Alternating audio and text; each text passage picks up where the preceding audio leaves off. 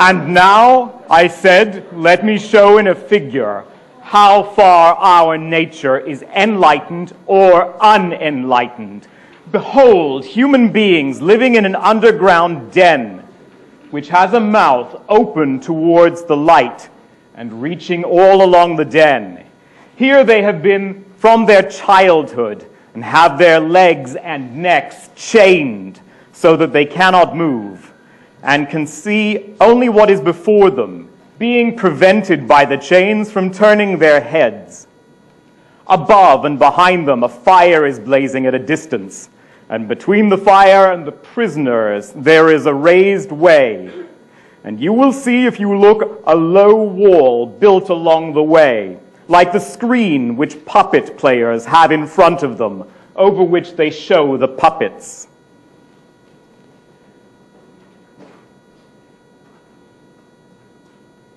And you see, I said, men passing along the wall, carrying all sorts of vessels and statues and figures of animals made of wood and stone and various materials which appear over the wall.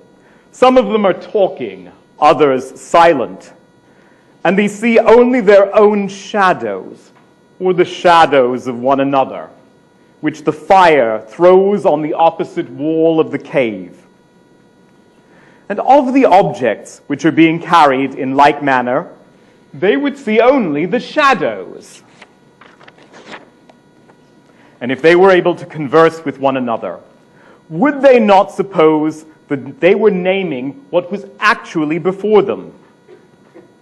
And suppose further that the prison had an echo which came from the other side.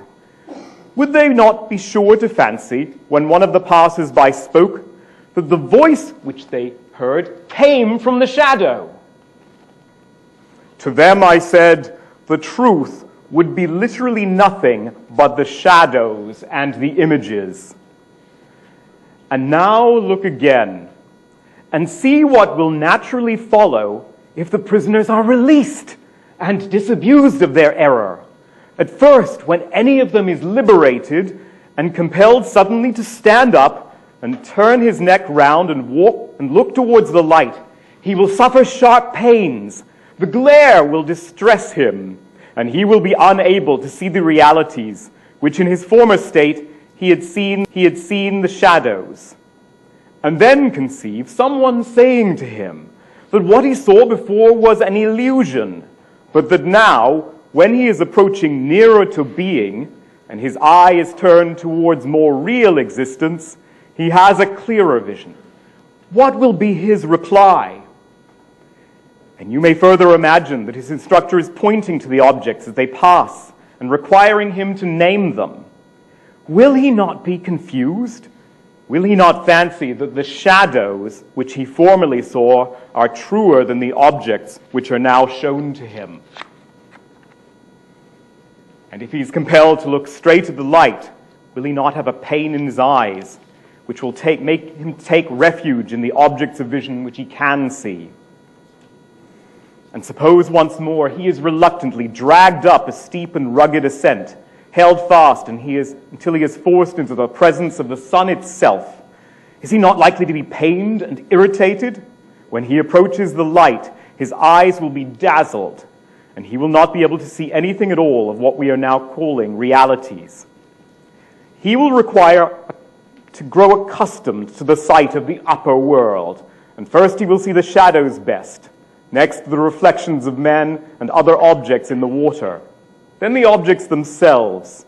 And he will gaze upon the light of the moon and the stars and the spangled heavens, and he will see the sky and the stars by night, better than the sun of light or the light of the sun by day. Last of all, he will be able to see the sun, and not mere reflections of him in the water, but he will see him in his proper place and not in another. And he will contemplate him, the sun, as he is.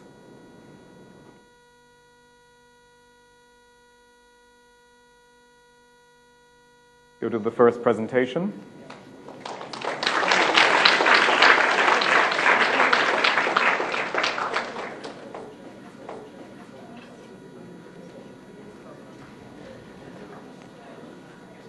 Are you living in the real world? Are you anything more than the prisoners in the cave? This morning, I do not want to teach you a lesson about the beliefs of Socrates. My aim is far more ambitious than that. This morning, I want you to see the world with new eyes. I want you to see the true world. I am aiming at an expanded consciousness. I am aiming to give you such a revolutionary, expanded consciousness that it will be as if you are the prisoners in the cave, unchained and able to rise towards the sunlight. In order for that to be true, you need to have a conception of justice. What was Socrates' approach to justice? The stakes of this debate are incredibly high. The stakes of this debate may govern the success or failure of your life. It may govern the success or failure of your attempt to have a happy life. I have an illustration of what it means to be just in the state and in an individual. That illustration comes not from the Republic. It comes from another dialogue written by me, the Phaedrus, but I'm putting it here because it touches on many of the chapters in the Republic, and I think it gives you an allegory. It gives you a word picture of what was aimed at in the Republic much more effectively than anything in the Republic itself. I have several of my friends in the audience who've agreed to help me paint this particular word picture. Imagine, if you will, we have a student who is in a situation of temptation. Imagine a student at this very moment who is sitting in the back row of this hall, and nobody else can see him because he is in the back row, and he's tempted to look at a magazine, a picture book where there may be many attractive women. And so in this context, the three parts of the soul have their effect. There is one part of the soul called appetite that tempts him to give way to his physical cravings.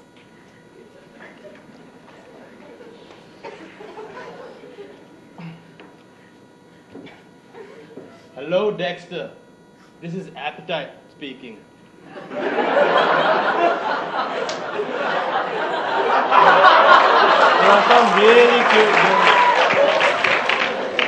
There are some really cute girls in this month's edition.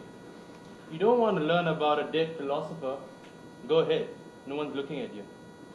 There is also a part of the soul called spirit, which represents the higher feelings and passions.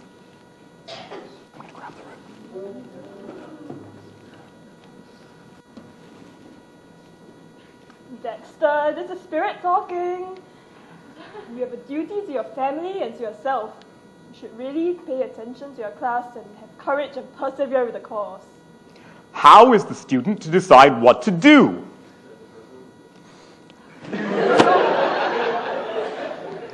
Dexter, I am reason.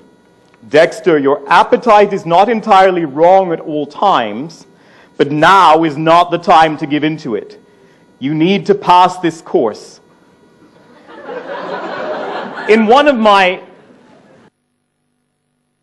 the Phaedrus, I use the allegory of a chariot to explain how a well-ordered soul and a well-ordered state should be organized. One of the horses of the chariot is called appetite. Another of the horses of the chariot is spirit, representing our higher passions. And in this illustration, I am the charioteer. I am reason. When all three parts of the chariot are in alignment or in balance with each other, and when your soul is in balance with itself, when your appetite, your spirit, and your reason are in balance, then you will have a just life. For justice and harmony to exist in the soul, there must be an adequate balance between the three parts. Appetite has its place, spirit has its place. However, reason is definitely in control of decision-making. If you have this balance in the soul, there will be harmony in the person, and that person will be happy. This leads to justice in the soul and justice in society. Thank you.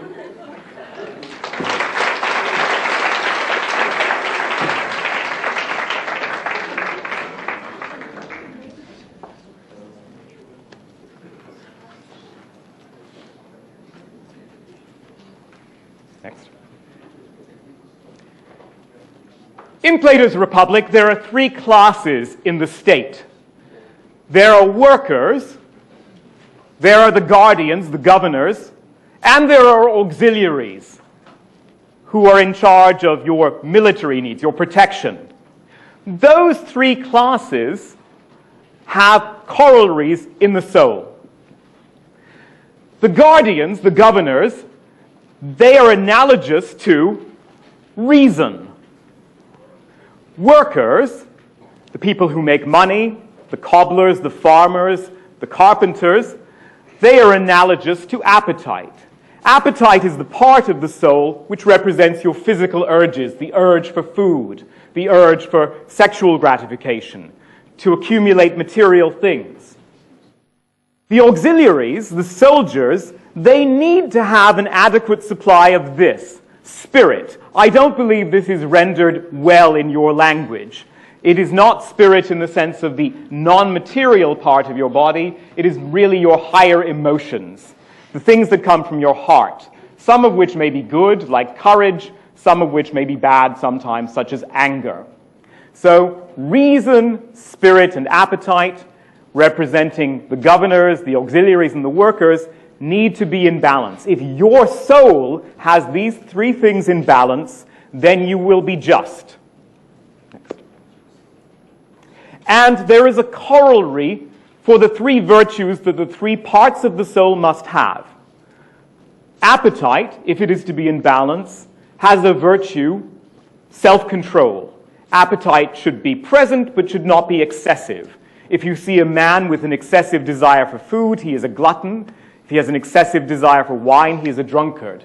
So if appetite is held in check by self-control, then courage has a particular virtue that is the crowning virtue of spirit. For our soldiers to go forward in battle and be successful, they need to have courage. So in Platonic writings, then spirit had its own virtue, courage, and the highest virtue of reason is wisdom.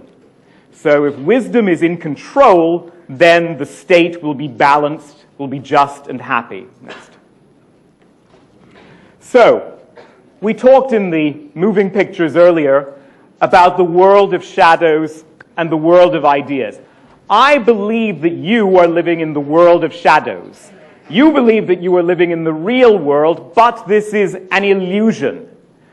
What is it that would help you to rise up to the world of ideas, to the upper world? What is it that would help you to move out of the cave?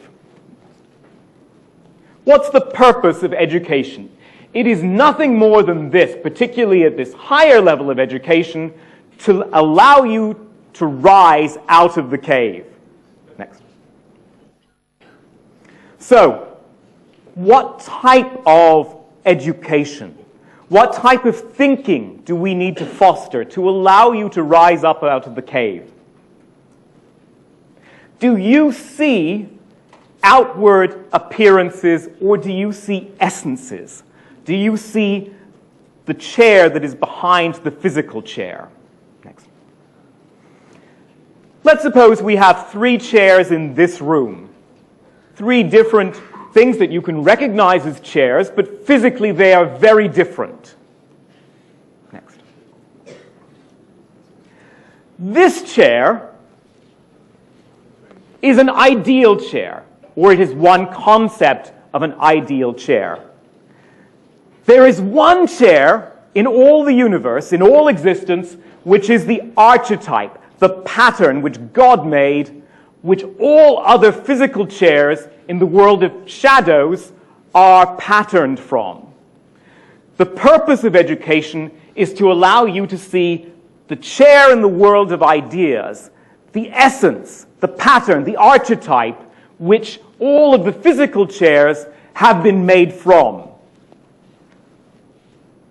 How do you educate people? How do you educate your guardians to see this and not merely this? What subjects should you teach them? Humanities, okay. Any other suggestions? Any other suggestions? Any other suggestions? How do we make the person see this chair, this ideal abstract chair, which is really defined by its proportions? If this length were 1/100th of small, as it is on this image, would you still think that it's a chair? There is something about the proportions of the chair that define it as the ideal chair. What subject speaks to you about proportions? Mathematics. So mathematics would be the foundation stone of our training for the guardians. This has various shapes, triangles, rectangles. So what subject does that suggest to you? Correct? That should also be one of our essential subjects. And is this ideal chair, is it a flat object or does it exist with depth and space? So we must also study the geometry of solids. So mathematics, geometry, and the geometry of solids. And we have a further requirement that we must see things moving in space. So what subject would help us to understand movements of objects in space more accurately? Astronomy. Next. So one of the purposes of this scheme of education is to raise our guardians up to a level where they can see the world of ideas, or the world of forms, as it's sometimes said. But how do we prevent the guardians from acting in their own self-interest?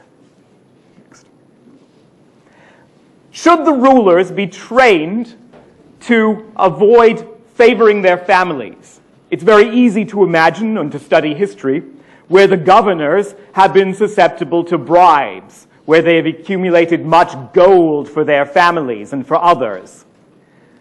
Should the guardians be trained to avoid favoring their families? Yes or no? Next slide. So, let's have a vote with your cards. Should the future guardians be taken away from their families and raised in common, or should we raise children in the family unit? So hold up your cards, give a vote, either a 1 or a 2. Can you stand up with your... And the student here will record your votes very roughly. Hold up your cards high. Option 2, raise children in the family. Option 1, take children away from their families and have them raised in common.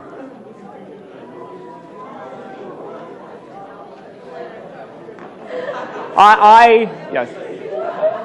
Give it a rough approximation, maybe to the nearest 10%. Write a number here. To the nearest 10%. I think this is 80%. I think it's 20%, 20%, and 80%. Okay, someone who has held up number 2. This is very disappointing. This is very disappointing. Why do you favor option 2? When you've already admitted, or we all concurred, that the guardians should be trained not to favor their family. Why do you favor option 2? Because the guardian is the government, right? That means he has to be able to know different aspects of the society. So if the guardian comes from different aspects of society, they will be able to govern the society better. But I understand that this institution, this university, has taken you away from your families, and you're now living in a hostel.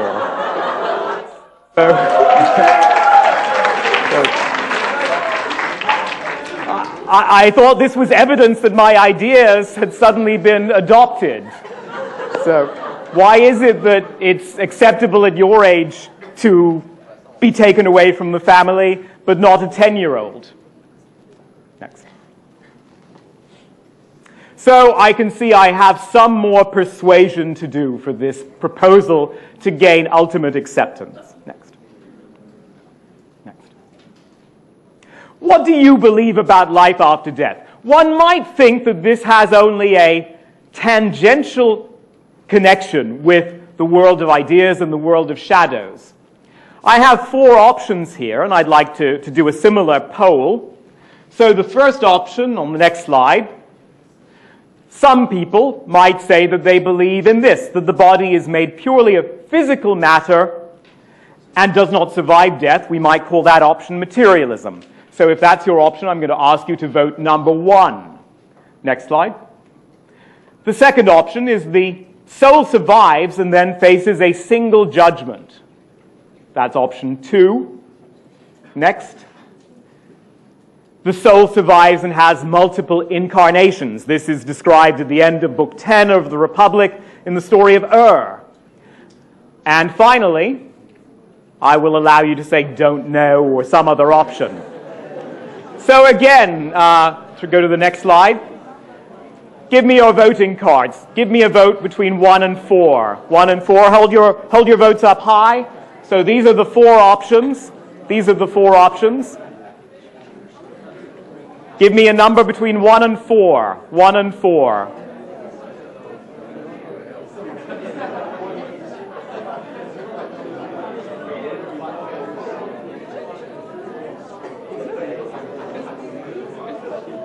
I think the 1s are approximately 15%. I think the 1s are approximately 15%. I think the 2s are approximately 25%. I think the 3s are maybe 35%. Okay, you can put your cards down. Next slide.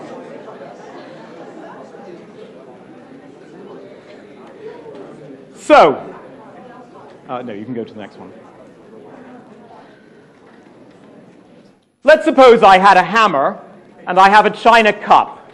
Can I destroy this cup with a hammer? Yes. I will avoid doing that wasteful experiment, so to avoid showering you with broken china. Next. Can I destroy this chair? If this chair is in the world of ideas, it is not a physical chair. It is an abstract chair. You can destroy it with an abstract hammer. Would you like to hand to me your abstract hammer? It's in the world of ideas. Very ingenious proposal, and I admire your voice projection. Well done. I admire your voice projection.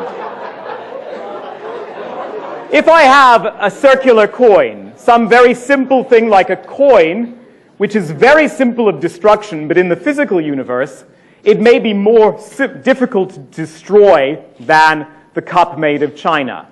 Some people have called this argument the argument from simplicity, that certain things are so simple that with no moving parts, that it may be difficult to find a physical destructive process. I may be able to destroy a circular coin with a furnace. I may put it in a blazing furnace and it might melt. But can I destroy the idea of circularity? I put it to you that it does not lend itself to that particular process of destruction. It's a very ingenious idea to say the china hammer could destroy the china cup, but I still believe that the idea of circularity would survive any attempt to destroy it. It does not exist in the world of shadows, therefore you might call this the argument of inappropriate destructors. Now, if your soul exists in the world of ideas and not in the physical world, then your soul cannot be destroyed by a physical process. And so, at this point, it should be very interesting to you whether the world of ideas, whether this non-physical universe is a real one or not. And I hope by a close reading of the Republic, you will come to believe that it is a real world. So, I can destroy a physical circle, but not the idea of circularity. Next. I can destroy a physical human body. This is the argument made in Book 10 of the Republic. But can I destroy a non-physical soul? This is the argument made in Book 10 that your soul belongs to the world of ideas, the world of forms, and therefore does not lend itself to a physical process of destruction. Next. I'd like to ask you some questions about sense pleasures. So we have 4 options. Hedonism. Hedonism, I see, has some enthusiastic supporters. So some people would believe that our attitude to sense pleasures should be to maximize sense pleasures. Hedonism. Next. Some people would argue that you should only fulfill pleasure up to a point that it fulfills its purpose. One might describe this as teleology. Telos is the Greek word representing the underlying purpose of things. So option 2 and next option 3, you should attempt a happy medium, some point in the middle, and we might refer to that as moderation. And finally, you should try to cut yourself off from sense pleasures at all, asceticism. So on the next slide, we'll have all 4 on 1. So give me a vote. Give me a vote between 1 and 4, indicating which one of these you think is correct. And our scorekeeper will go to the wall and try to give me some percentages. So give me a number. If you haven't got the voting card, you could show fingers in the air. I am going to say that the number ones are about 15%. The number ones are about 15%.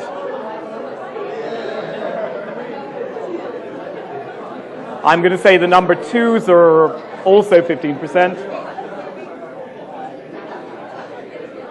And the 3s, let's assume the 3s are 35%. 35%. And I can't see an aesthetic. We have 1 aesthetic. We have 2 aesthetics, so I think the aesthetics are about perhaps 2%.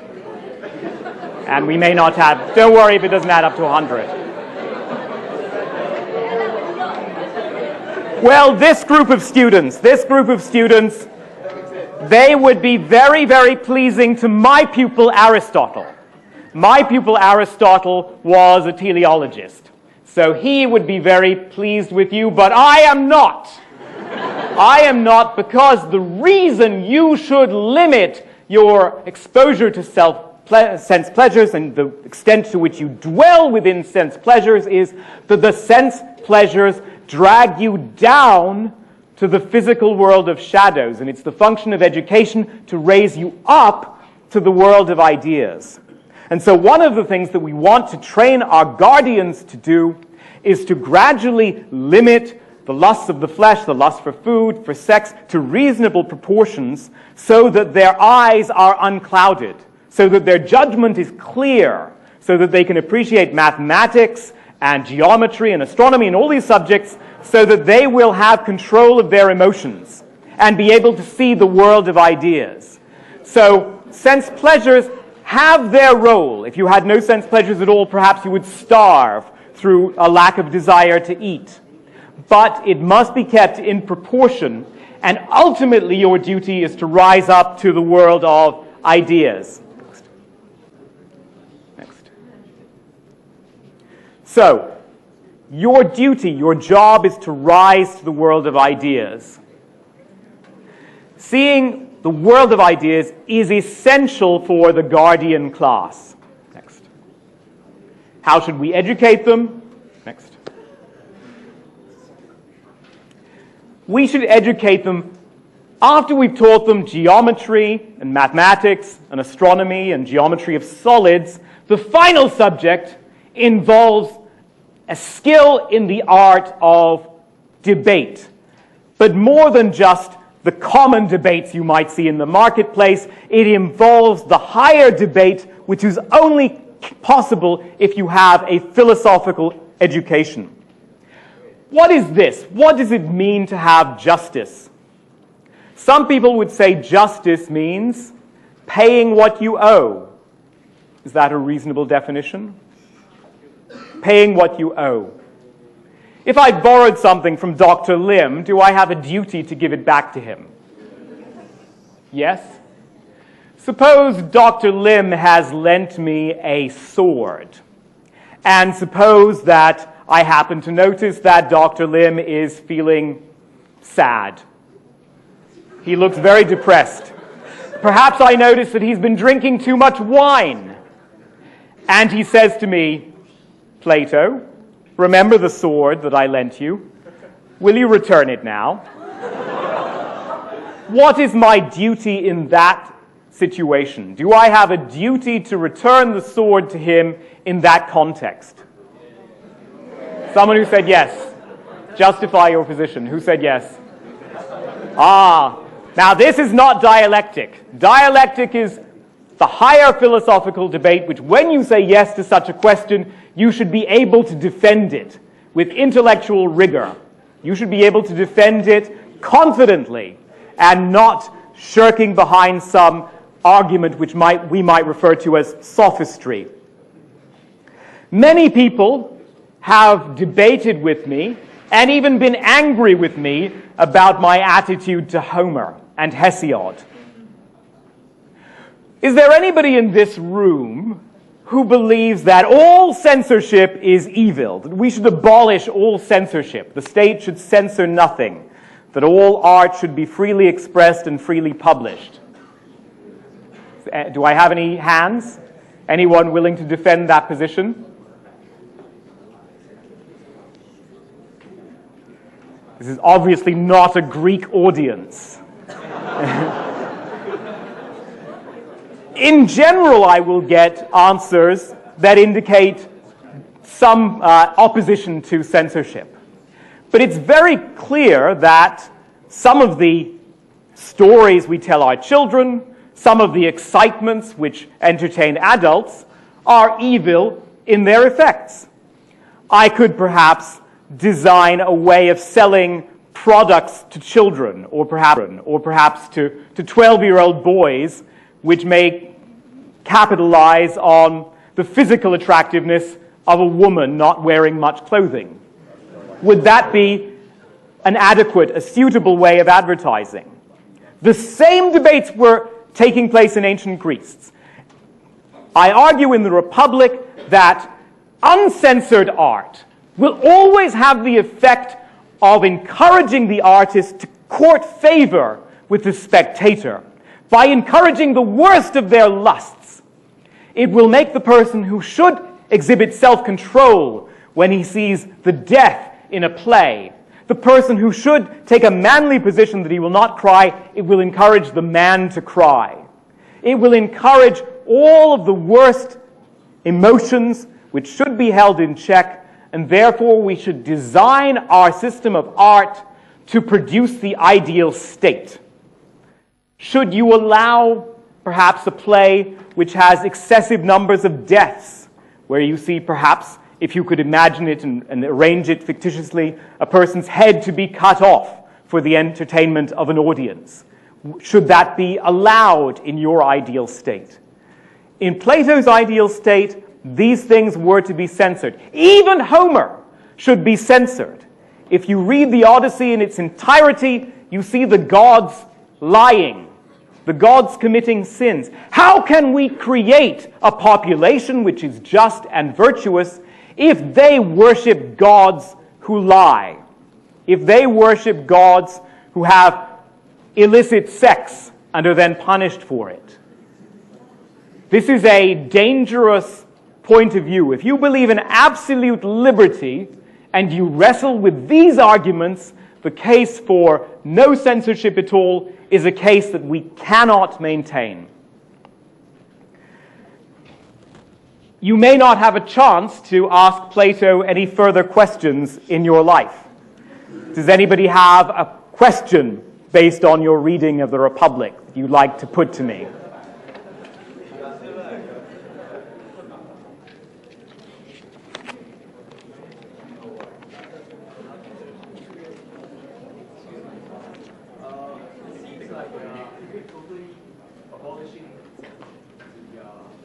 No, I want censorship to be very strict. We want censorship to be very strict.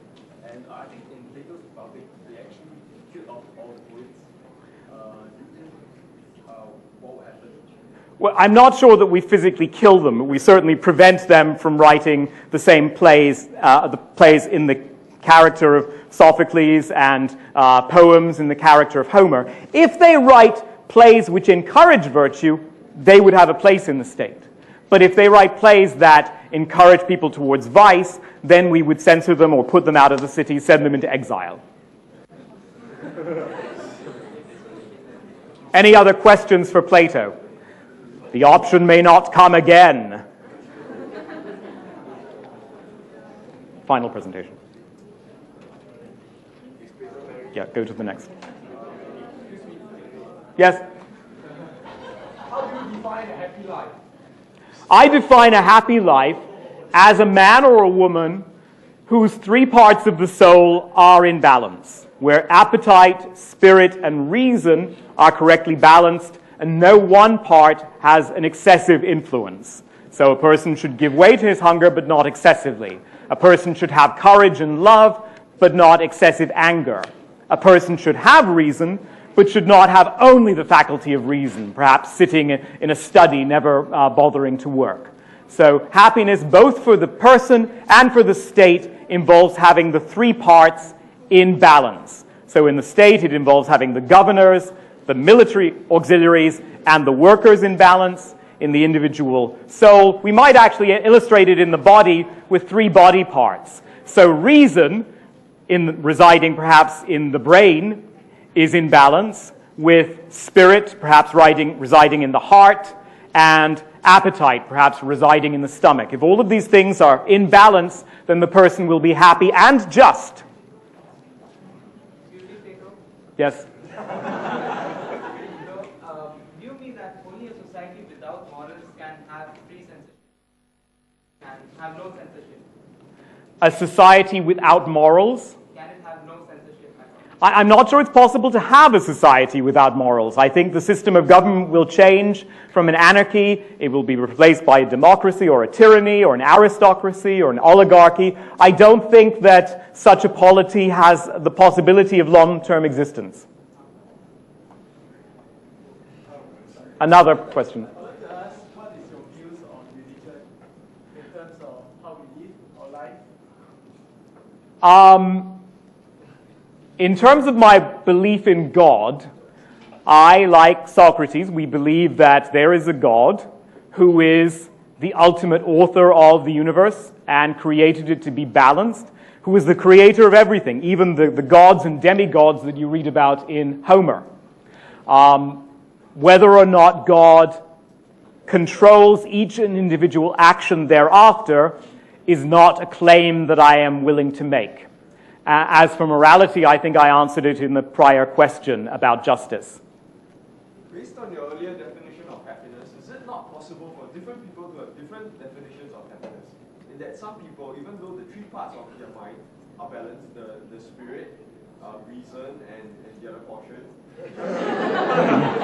Appetite. Appetite, yes. So is it not possible for different people to require different proportions of these in order to be happy?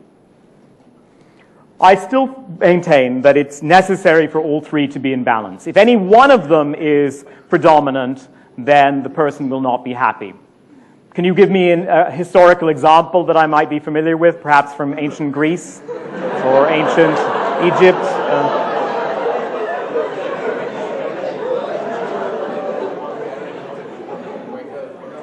Yeah, I have a question at the back.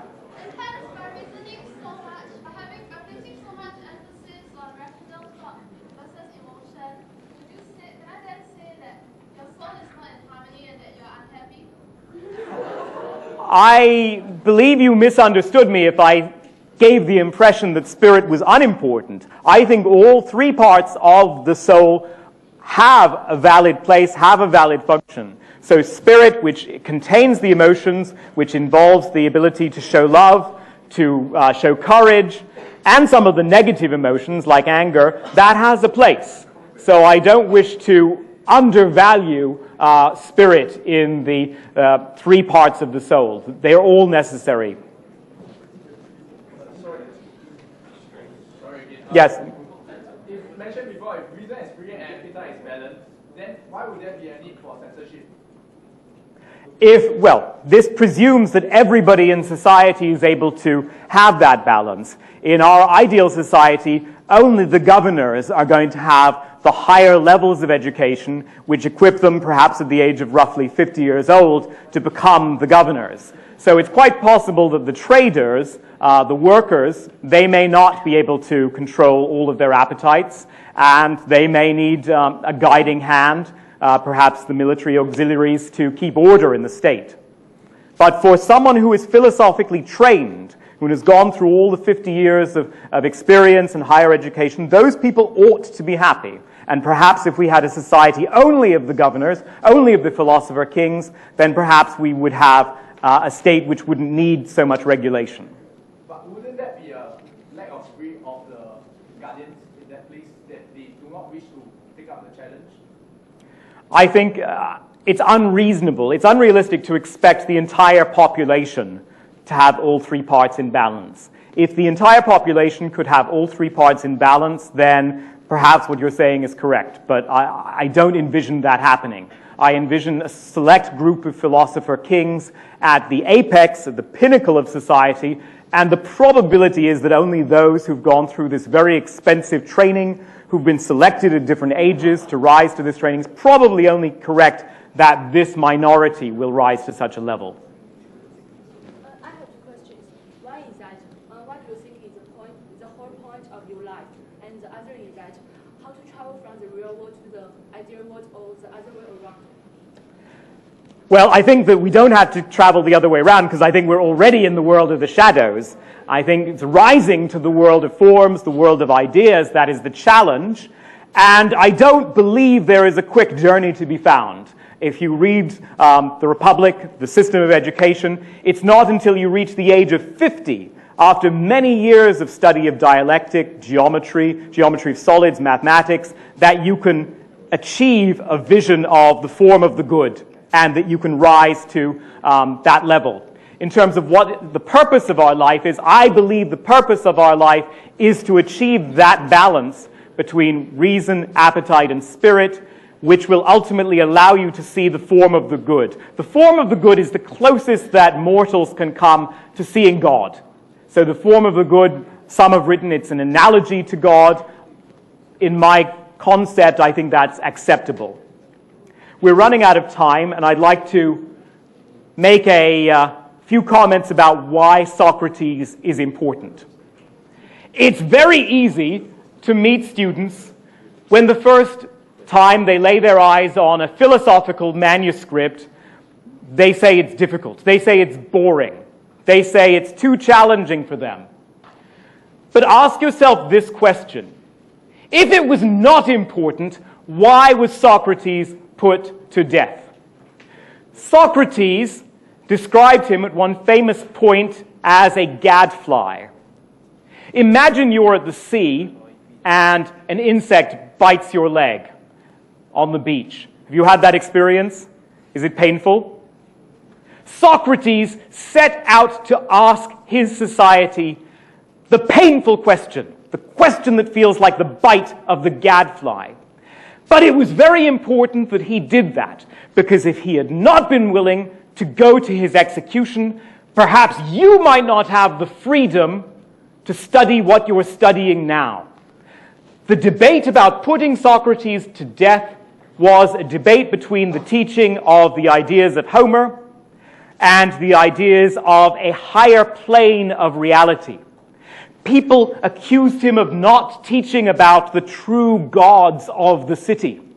I believe this was unfair and untrue.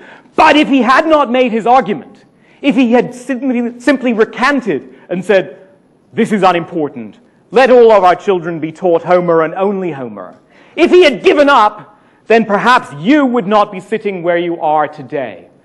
My school, the Academy, has given its name, in one sense, to every university that has followed it because of this sacrifice. So if you pick up a book like The Republic and you say, this matters not to me, this is dull, remember that one time, many years ago, someone was willing to die to give you the freedom to read it. Next. Socrates asked impossible questions which made people angry. And so he was put on trial. At his trial, he was asked to recant, he was asked to defend himself, and so eventually they sentenced him to death. They sentenced him to drink hemlock. Many people in the ancient world, they had very painful ways of executing people by hanging, by drawing and quartering, by physically dismembering the body. Plato was forced to drink his own poison. Hemlock, we are told, is just like falling asleep.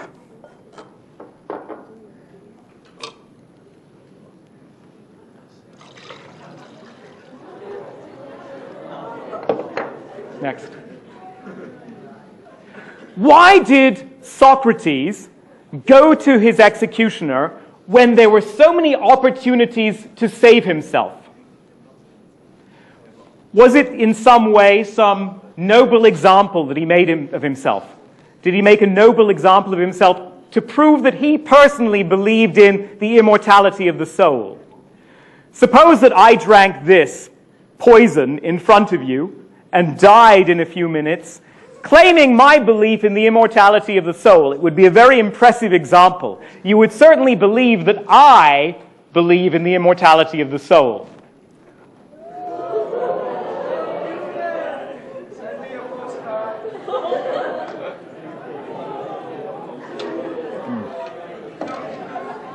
Next slide. At his trial, after he had been found guilty, there was a second phase to the trial. And he was asked, how should we punish you, Socrates? And when he was asked, how should we punish you? We offered to pay a large fine. If he had offered to pay a large fine of 3,000 drachmas, he would have been allowed to go away with a fine which we would have paid.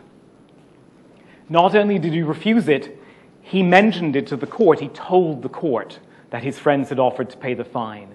So that avenue of escape was gone. He actually made a joke of the whole process. He said, my penalty should be to receive free meals at the public expense. He made a joke of his accusers. So the jury had only the option of choosing the prosecution's penalty, which was death, or the penalty he proposed, which was free meals. So, of course, they sentenced him to death. Next. We tried to persuade him to bribe his jailers to go into exile. And he had a debate about it. We said, it's your duty to escape. Go to another city. And he said, all my life I have been obeying the laws of Athens. Why should I become a criminal now? And he also was more concerned with the effect it would have on his jailer. He said, if I bribe the jailer to go free, I will corrupt the jailer.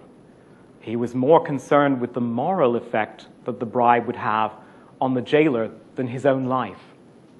Next. One back. After drinking the poison, he was told to walk about until his legs became heavy. And many of his students were with him in the prison, and he sent his wife and children away because he was told it was bad to have crying and shrieking and cursing, and so it was better to just have a few calm men, but we were not calm. The students who were there were not calm. Apollodorus cried terribly, not because we felt sorry for him, but because we knew we would lose a great and true friend. And he walked about. And the final thing that he said showed what a lie it was that he didn't respect the gods of the city. Because the very final thing that he said was, make a sacrifice to Asclepius. Make a sacrifice to the god of medicine, because the hemlock is having its effect. And so he said, sacrifice a cock to Asclepius. And those were the last words. And then, with those last words, he expired. So this was the end of our friend, a man the best of all his time that we have known, and moreover, the most wise and the most just.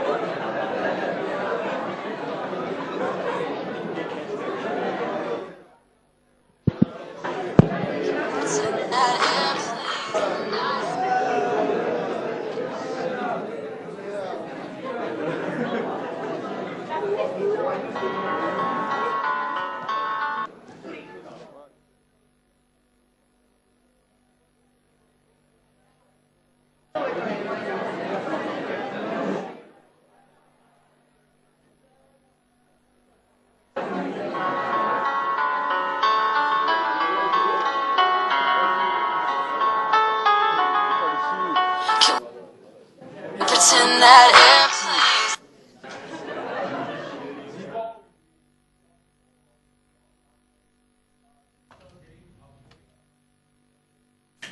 It's just an informal session.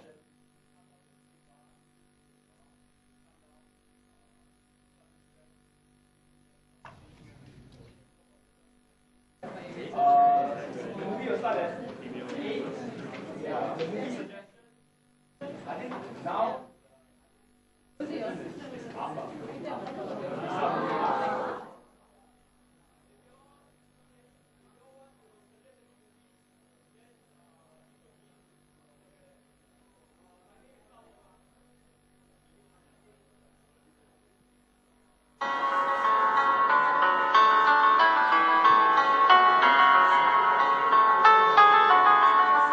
Can we pretend that airplanes in the night sky like shooting stars? I could really use a wish right now, wish right now, wish right now. Can we pretend that?